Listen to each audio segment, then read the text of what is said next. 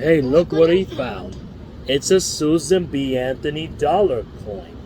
She was a leader who fought for women and African Americans.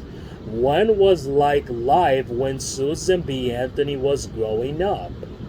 Susan B. Anthony was born on February 15, 1820, near Adams, Massachusetts. She grew up in a Quaker family. The Quakers are members of a Christian group that lives simply and peacefully and believes in equal rights. Susan loved to learn and did well in school, but a teacher refused to teach her a math lesson just because she was a girl. And at the time, boys and girls were not taught the same things in school.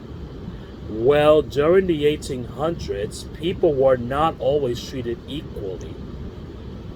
Women were paid much less than men and weren't allowed to do certain jobs.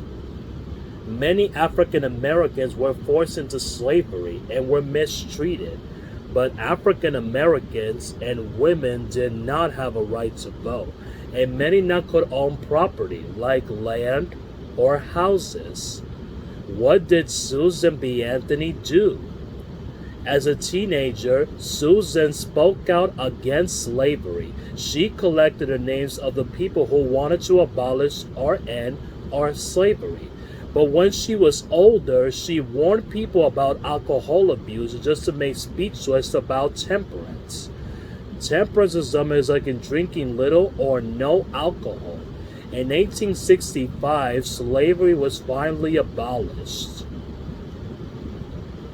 But African Americans and women still did not have the same rights as white men. Susan B. Anthony, Elizabeth Cady Stanton, Frederick Douglass, and other people came to fight for the rights of all people.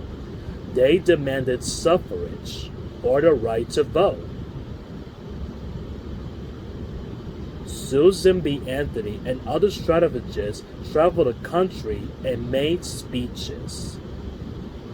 Then, in 1870, African American men got the right to vote for government leaders. But women were still are not allowed to vote. And how did Susan B. Anthony fight for women's suffrage? During the 1872 presidential election, Susan B. Anthony cast her ballot. She claimed that voting was a right for all citizens.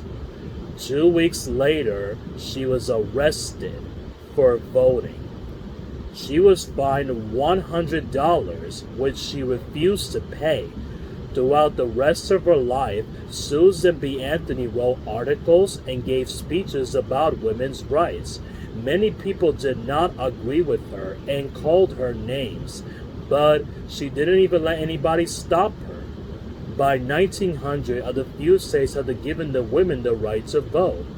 Susan B. Anthony died in 1906, before all women were allowed to vote.